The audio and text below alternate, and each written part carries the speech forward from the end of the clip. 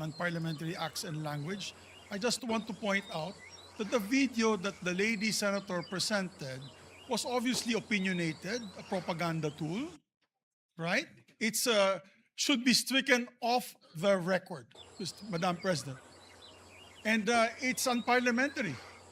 We've seen videos presenting evidence on issues that are taken up on the floor. Senator Tulfo always comes out with videos showing people being mauled, people being abused for the information of this body to act on that particular issue. But to come up with an opinionated piece like that, ganong klaseng video na propaganda, na sowing intrigue. Kasi ako, Madam President, hindi naman ako sang-ayon sa people's charter change. I was the first one in this institution who fought that kind of move with the PI. And all of us together, kaming lahat, for the first time in the history of the Senate, 24 senators tumayo dyan at pinasapu natin yung Contra People's Initiative, na fake People's Initiative, na talagang kinall out natin yung lahat ng grupo ng tumutulak nun, from the Speaker and even Malacanang, kinalaban natin. Kaya wala kaming kinalaman dyan. Bakit sinama kami dyan sa propaganda na yan? Na dahil kami, Duwag 11? Ano ba yan? Bulaga 11? At grade 13? That should not be shown here. Because what will stop us now, Madam President, for that lady senator, that we come up also with a propaganda video here, papalabas din namin, yung mga sala nila. Oo, kung ano-ano, hindi naman kami ganyan. No? To gain traction, to gain views and publicity, will destroy our fellow colleagues here? Walang ganyanan. Ako, hindi ako nagagalit. Kilala niyo ako. Ako pinaka-amiable dito. Mahal ko kayong lahat. Pero hindi tama yung pangyayaring iyon. Hindi ba? Kung galit po kayo, magsalita po siya dyan, magalit siya sa gobyerno niya. Magalit siya sa kapatid niya. Burahin niya kapatid niya. Pero wag naman niya idamay yung mga tao na walang kinalaman dyan.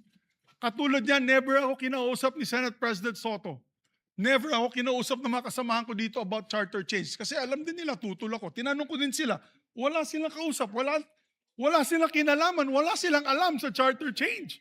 This whole group is just nodding, shaking their heads. There is no such thing. Inday-badiday na ba tayo dito sa Senado? Kaya nga sinasabi, we're a circus. I apologize to those who are watching. They think we're a circus. We are a circus because this type of language that we are pushing in this August chamber, it's unparliamentary, Madam President. It is unparliamentary. And I'll tell you now, these people here, ladies and gentlemen, in this body, are not in favor of any amendments to the Constitution. We just want to bring back the integrity of this same chamber. Cannot we discuss that as a group, as a body, that we fight for our integrity, for the good name to be brought back, for people like Jokno, people like Tanyada, people like Aquino, people like Salonga, even Frank Drilon, people like Miriam Defensor Santiago, Joker Arroyo, who stood here for what was the best times of our institution. Have we forgotten that and we've made it already like a circus? Madam Chair, I do not agree. Because I'm not Maca Marcos. I'm not, so when you come up with a propaganda tool like that, hitting all of us, it makes us look that we are, nasa panig po kami ng mali at nasa panig po kami ng mga demonyo. Diba? May panindigan po kami lahat dito, Madam President. So therefore, you can see my passion on this. I move to strike the horrible propaganda video off the records of this great institution, Madam President.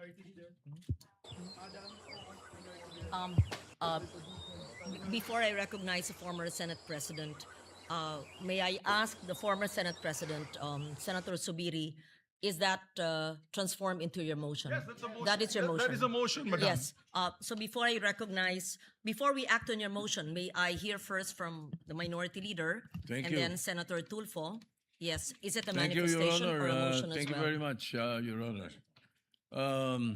Well, this is a way of seconding the motion of Senator Subiri. First of all, the presentation, or what we call the editorial video that we witnessed, yes. I would like to take exception of my being mentioned there. Parang lumalabas na parang lahat ng narinig nila or nakipag-meeting sa akin ang speaker o kung sino pa, parang pumayag ako. Sana tinanong nila yung source nila, pumayag ba ako? Yung mga binabanggit na idea, I did not even mention it to any member of the Senate. Tungkol doon sa mga ideas of, let's say, a regional Senate and all that. Ito mga idea ng mga tao to eh. Di ba? Kung nakikinig ka, narinig mo yung idea, ikaw ba'y sumang-ayon na? Dahil narinig mo? For example, in my case, I have never been in favor of charter change. Never. From the day I became a senator up to the present, ang dami namin pinagdaanan dyan. Ang mas gusto ko, CHA. CHA, not charter change. Ang kailangan natin, CHA, character change. That is what we need. Kaya kung merong, let's say, may idea ang Speaker of the House, gustong kausapin ng Senate President at sinasabi nila, meron silang mga membro, ganito, idea ganito, nag-idea ganito, ay ibig sabihin ba nun, mali na kagad ako dahil narinig ko? Ano? Did I agree? Ang sabi ko pa nga, if we're going to change or amend, not change amend, ang nabanggit ko. If you're going to amend the Constitution, baka ako pumayag sa isang bagay lang, sabi ko. At yun may baga sa in jest ko pa sinabi. Sabi ko, ibaba natin ang edad. Bakit sa Amerika, 35 years old ng presidente? Ang senator, 30.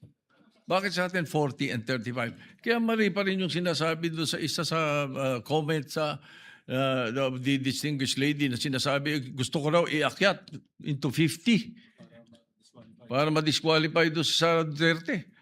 That's not true, Mr. President, Madam President. That's impossible. I never said that. Di ba? I have nothing to do with the proposal for any elections of Sara Duterte in 2028. For all you know, I might vote for her.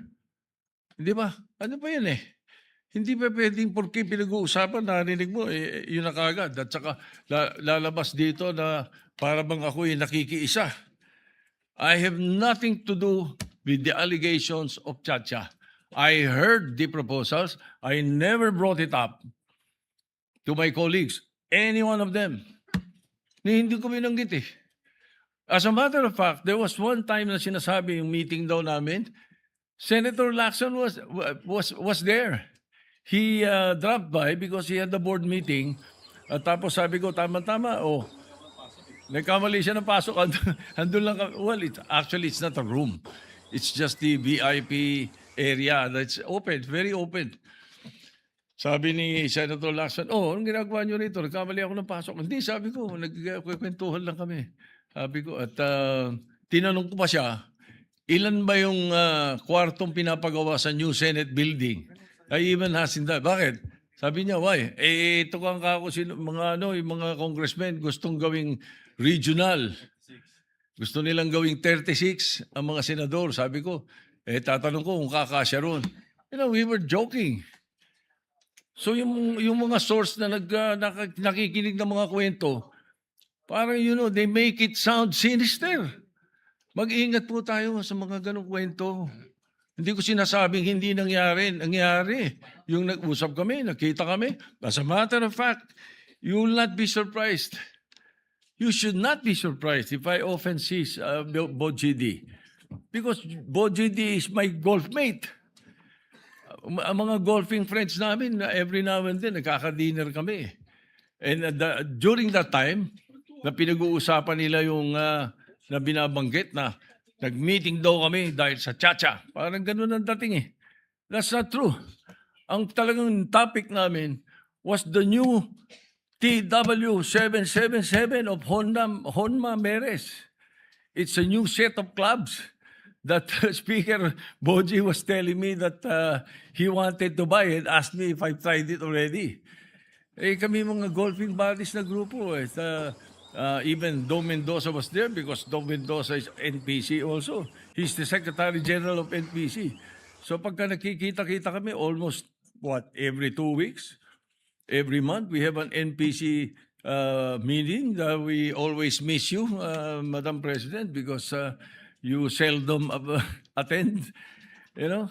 So hindi dapat masamahin kung nag-uusap-usap ang mga politiko. Kung may mga idea mga politiko. That's why I really take offense. I take exception to what was presented. Parang I don't care about what the other mention or the other things that were mentioned. But as far as the issue of my involvement in Chacha is concerned, I vehemently deny. Definitely, I have nothing to do with that. And I second the motion of Senator Subiri that the editorial video should be stricken off the record because it appears na parang mayroon tayong sinister na plano na kasama kami. Thank you, Yes. Madam President. Thank you very much. Just so that there's a proper order, according to who first raised his hand, I saw Senator Erwin Tulfo. I saw Senator. I am was it objecting to the Senator motion, Madam Sh- President. Let me just Senator Sherwin Gatchalian, was it? Senator Kiko Pangilinan and Senator Ping Lacson and Senator Bam Aquino, Senator Rafi Tulfo and Senator Rodante Marcoleta. I hope I am not accused of favoring the minority, although I heard the good senator. Yes, Senator Marcoleta may speak after Madam Senator President, Erwin. Yes. I think I need to be heard because I am the one who objected to the motion. Oh, there's been an objection. Okay. Yes. The others are seconding the motion of Senator Miguel Zubiri. Yes, Madam President, Senator I think- Dante Marcoleta is objecting to the motion to delete off the record the privileged speech. May we, the video in the privileged speech, we take note of that. May we hear the other seconding motions? And I think I've recognized the others in that order. Yes, we take note Madam President, will of you the not objection. hear why I objected? I Yes. need to register the reasons why I objected to the motion. Madam President, I raised my hands immediately after. So I guess siguro May I? before hearing the objection of the good gentleman. That is what the from chair Pampanga. will, actually, that is what the presiding officer will actually say, that we will listen in the order that I mentioned, the seconding motions, and we will likewise listen to the objection so noted by Senator Marcoleta and all the reasons pertaining to the objection, and we will vote on the measure because there is an objection. Thank you. Thank you, Madam Chair. Madam Chair, I second the motion to strike that off our records that video presentation presented earlier, Madam President, because Madam President, all senators of this chamber, be it the majority, be it the minority, we need respect, or we deserve respect, Madam Chair. We must not tolerate presentation of unparliamentary acts. Yung ating institusyon, Madam Chair, isisirain doon po sa video presentation. Nasisira po yung ating institusyon. And what we're trying to do, Madam Chair or Madam President, instead of trying to regain yung credibility of this Senate, ano na lamang po at babanatan po natin mismo ang ating institusyon. Wala pong iniwan yun, Madam President, na sisirain po natin ang sarili nating tahanan. Mabuti po sana kung facts-based po yung mga iprinisit na kanina. Haka-haka lamang po. Akala ko nga po, fake news yung pinapanood ko, which I believe is fake news, which I believe is just an opinion, an idea of one person or one group, Madam President. I think, so I therefore seconded the motion that that video recording be stricken off the records of the Senate. Thank you, Madam President. Take note of that. Next is Senator Kiko Pangilinan. We recognize. Thank you, Mr. President. I likewise support the and second the motion to strike off the record the video, Mr. President. Clearly, disinformation has no place in this chamber, Mr. President. Sowing of intrigues has no place in this plenary hall, Mr. President. Fake news has no place in this plenary hall, Mr. President. And I say this by presenting the facts, Mr. President. This representation was chairman of the Constitutional Amendments Committee from August 12 until May 11. And the records will speak for itself. Sabi nga nila, we should seek the truth from the facts and not from disinformation video propaganda. What are the facts? From August 12 until May 11, Mr. President, the Committee on Constitutional Amendments never held hearings on constitutional change. That in itself is proof, Mr. President, that this haka-haka, this conspiracy to commit or to amend the Constitution for whatever reason, self-serving, term extension, Noel, etc. These are lies, Mr. President. At least in this plenary hall and in this chamber, the Senate did not entertain charter change under my watch as chairman of the Committee on Constitutional Amendments. For the record, Mr. President, and I support the striking of the record, that it be stricken off the record, Mr. President. Thank you. We take note of that, Senator Pangilinan. Just for the record, so that it is clear that's Rule 34, Section 93. Acts and language which offend the senator or any public institution shall be deemed unparliamentary. And Section 94, no senator under any circumstances shall use offensive or improper language against another senator or against any public institution, just for the record.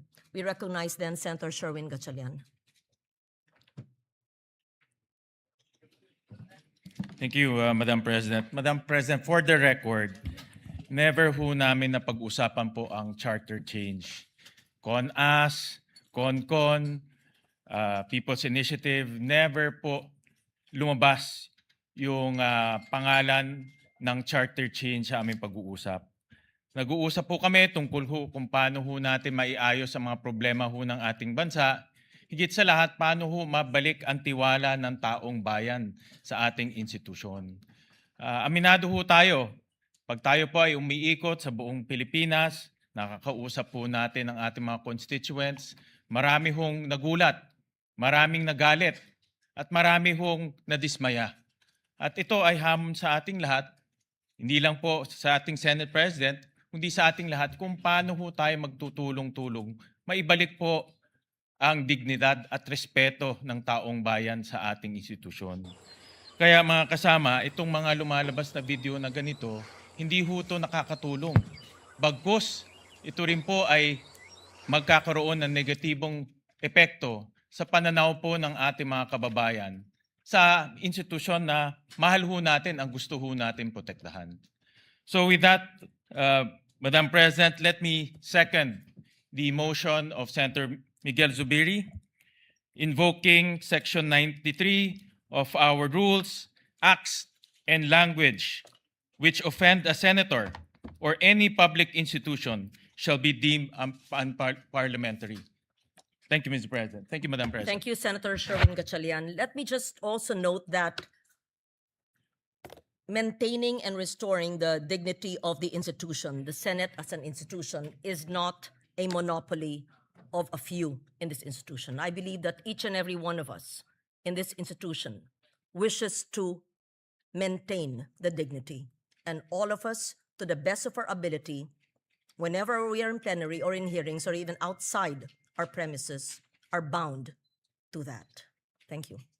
Senator Ping Lacson, please. Thank you, Madam President.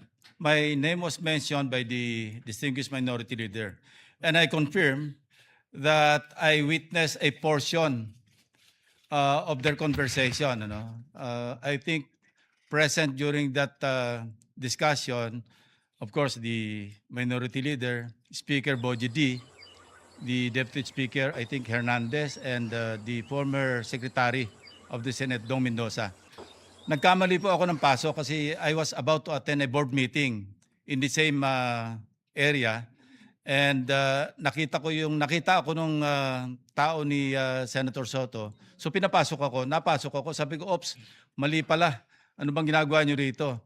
So, ang unang tanong sa akin, tama-tama kasi pag-uusapan namin na kung sakali magkaroon ng charter change, baka pwedeng request ng Speaker of the House kung pwedeng increase yung number of senators to 36 from 24. Ang naging role ko naman doon, kasi tama-tama, ilan ba yung kwarto doon sa Senate building? Sabi ko, 65, kasi yun ang request ni Senator Pimentel at that time. He was also thinking of increasing the number of senators. So, 36 lang kailangan. So, after that, and I confirm na probably ako yung sinasabi ni Lito Banayo na source, because immediately or the following Thursday, we used to have this Thursday eating club attended by Lito Banayo, Gringo Hunasan, and several other personalities. Some former senators, former congressmen, incumbent congressmen, sometimes Governor Rudito Albano would be there, ex-Congressman Suplico, and several others. So ako naman, walang wala naman seryoso sa pag-usapan. So I shared, sabi ko, kanina nga pala nung Monday or Tuesday, sabi ko na napapag-usapan na i-increase yung number of senators. So parang kwentuhan lang yon. Kung seryoso yon, hindi ko ikukwento kasi sensitive kung seryoso. And I also confirm the manifestations of several of my colleagues in the minority na never naming napag-usapan yan in as many caucuses that we held or we had in different places. Ang pinag-uusapan po lang namin, Madam President, kung paano natin isasalba yung integridad, yung dignidad, yung reputasyon ng Senado. Wala po kami ibang pag-uusapan na kaya kami magpaplano na mag-take over sa Senate leadership para sa CONAS. Never. I confirm their earlier statements, Madam President.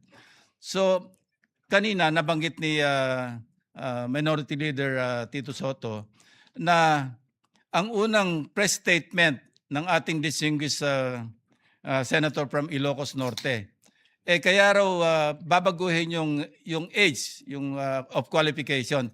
Itataas daw from 40 to 50 para ma-disqualify si VP Sara kasi hindi pa siya mag-50 in 2028. Baligtad po ngayon ang sinasabi.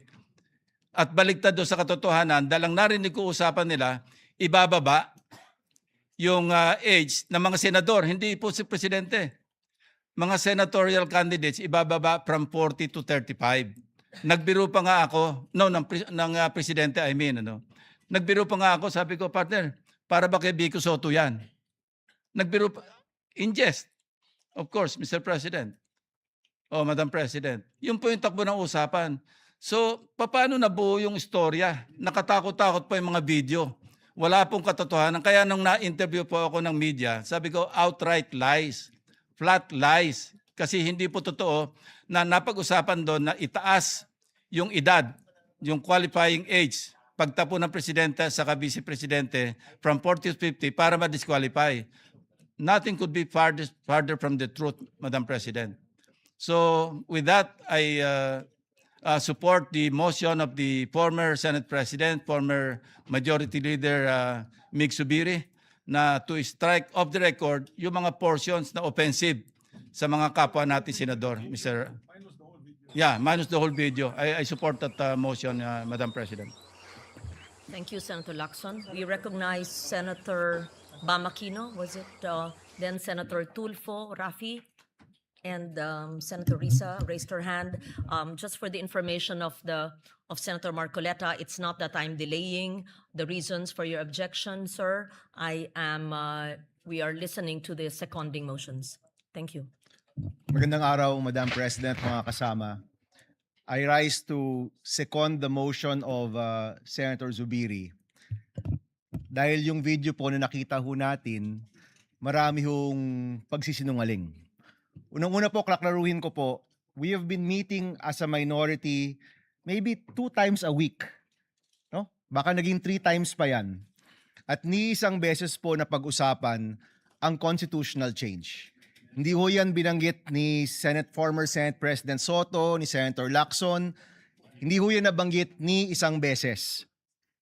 Wala hong pag-push, wala pong nagsabi, mag-meeting tayo para mag-chacha, para mag-conas, wala pong nangyaring ganyan.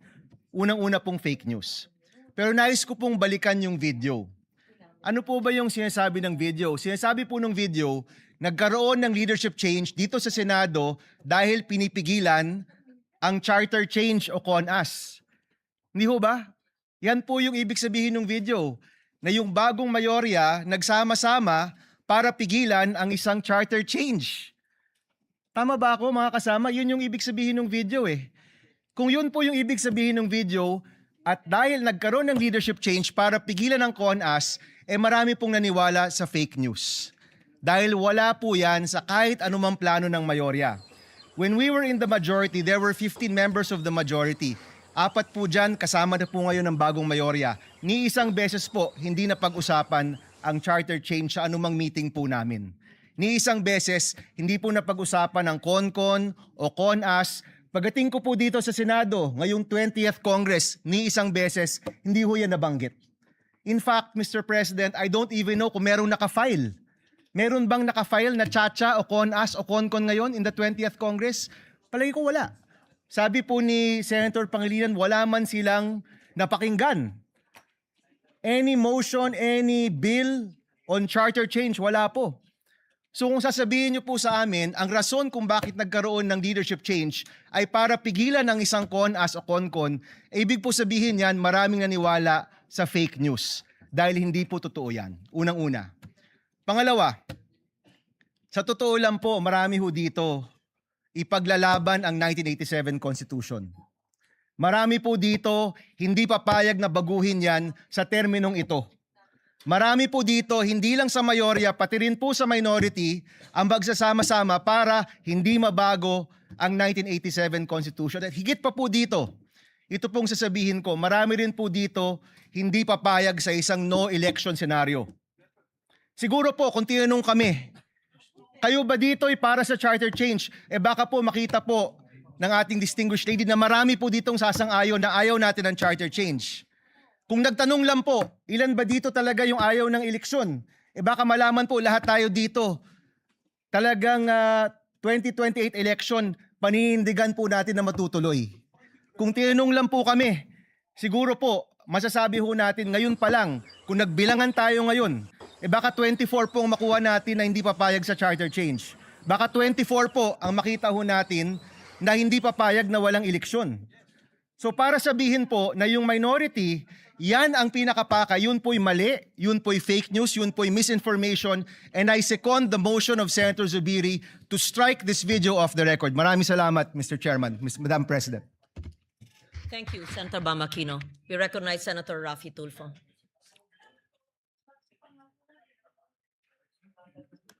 Madam President, I support the motion of Senator Mig Zubiri to strike sa record yung video presentation ni Senator Amy Marcos. I've been in public service broadcasting sa media for almost 30 years now. First time na ako nakita ng how-show presentation kanina. But before that, let me tell you this. Sana wag nating gamitin yung plenary para sa mga conspiracy theories natin. Sana maging totoo lang tayo. Again, babalikan natin yung sinasabi ko, experience ko sa media. 30 years na po ako sa media. Kapag ako po or anybody from the media, professional, legit, hindi yung house show, pag nag-expose, gumawa ng expose, binabakapan yan ng video related doon sa expose. Hindi yung gawa-gawa, hindi yung katang-isip, hindi yung opinion. Pag naglabas ng expose ang isang tao, especially dito sa bulwagang ito, dapat related doon sa sinasabi noong senador. Just like what Senator Zubiri said, nakita niyo naman po, Madam President, every time na ako'y gagawa ng expose, every time na ako'y gagawa dito ng privilege speech, at yung privilege speech ko, binabakapan ko po ng mga sumbong, actual na mga sumbong ng mga taong lumalapit sa aking programa at dinadala ko rito para mabigyan ng solusyon ang problema inilalapit sa akin. At hindi po yung opinion lamang. Ganun po dapat tayo rito. Now, ilang beses na po tayo nagpalit ng liderato dito sa Senado. Every time nagkaroon ng palitan, ngayon lang po ako nakita na nagkakaroon ng kaguluhan. Why? What's wrong? Dapat hindi na po. Let's move on. Kasi nasasayang po yung oras natin dito, puro na lang bangayan. The people have spoken. Sinasabi nila, enough is enough. We've been like a circus for the past few days. Pinagtatawanan po tayo. I was out there last night. Pag naglalakad ako, kinakausap ko ng mga tao, ano nangyari sa Senado? Ano bang nangyari sa inyo? What's going on? Nakakaya na po. Ang panawagan ko, magtrabaho na lang po tayo. Itigil na po natin to mga kung ano ng mga nasa katang-isip natin. Let's move on because we were voted, elected by the people para magtrabaho, hindi para magbangayan. Maraming salamat, Madam President. Maraming salamat po. Tayo po ay nakikiisa rin sa sinabi nyo. May katanungan lang po ang presiding officer because we are using either the Filipino language or English. I would like to request the good gentleman from Isabela to use a alternative word to how shall because it may be difficult to translate it. Is that Filipino? I just want to be enlightened. Hausyaw Yes. is street lingo meaning fake. I'm sorry. Ibig sabihin fake, Okay. ibig sabihin peke.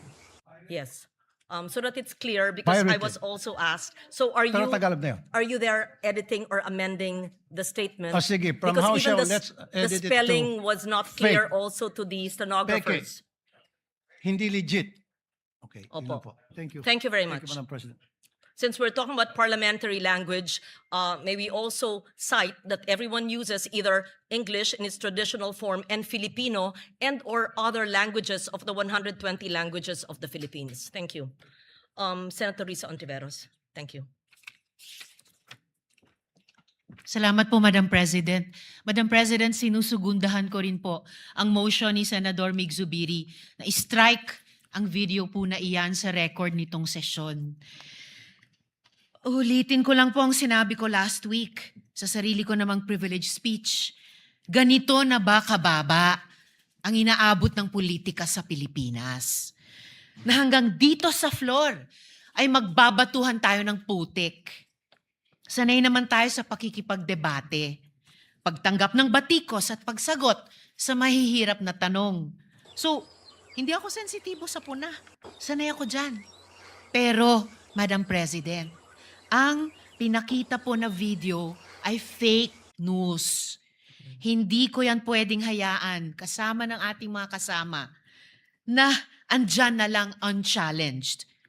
Delivering a privileged speech is not the same as having the privilege to have fake news entered into the official record as if it were evidence.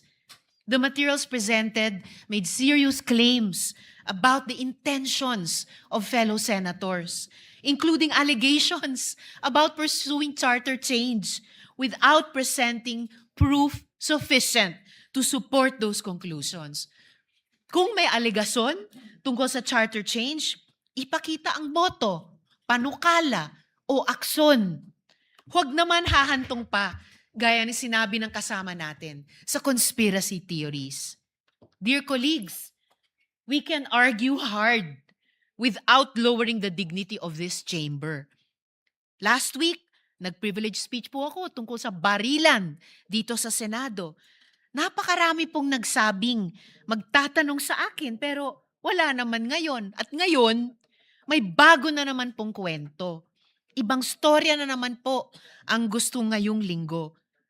Nakakahiya na, please. Araw-araw na lang bang ganito? Huwag naman sanang dumating ang araw na wala na tayong mukhang maihaharap sa mga Pilipino. At for the record, gaya din ng sinabi ng maraming kasama, malinaw naman ang track record ko na mariin na pagtuto sa charter change at gaya ng sinabi ng mga kasama, wala pong pinag-usapang charter change. Muli, Madam President, for the record, sinusugundahan ko po ang motion. Salamat po, Madam President. Thank you, Senator Risa Ontiveros. May we recognize Senator J.V. Ejercito. Yes, thank you, Madam President. Likewise, may I also put on record that I support the motion of Senator Zubiri that the privilege speech of our colleague be stricken off the records. And Madam President, allow me to explain. Let us not allow this august institution to be used as a platform for disinformation. Fake news is already a serious problem in our country, one that continues to mislead the public, distort important issues, and erode trust in our institutions. Sinisigundahan ko rin ang mga pahayag ng aking pong kasamahan kanina, yung pong Constitutional Assembly, Charter Change or People's Initiative, kailanman hindi namin napag-usapan o kailanman hindi napag-usapan ng lahat dito sa Senado.